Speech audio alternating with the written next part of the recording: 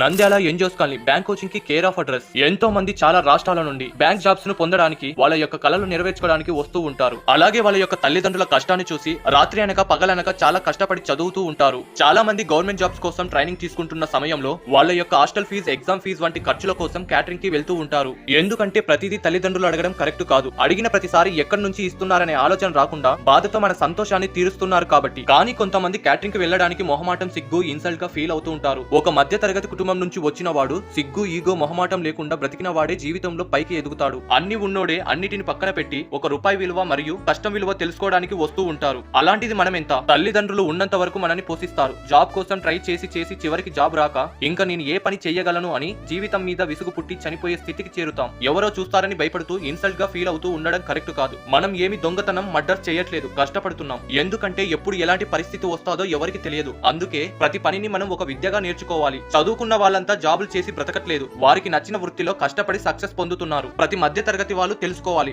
ఉన్న దాంట్లో అడ్జస్ట్ అవ్వడం నేర్చుకోవాలి. కంపారిజన్ చేసుకోకూడదు. ప్రతి విషయంలో ఒక అడుగు ముందే ఉండాలి. Thank you so much. అలాగే ఇలాంటి అప్డేట్స్ కోసం లైక్ అండ్ ఫాలో చేసి వెళ్ళండి.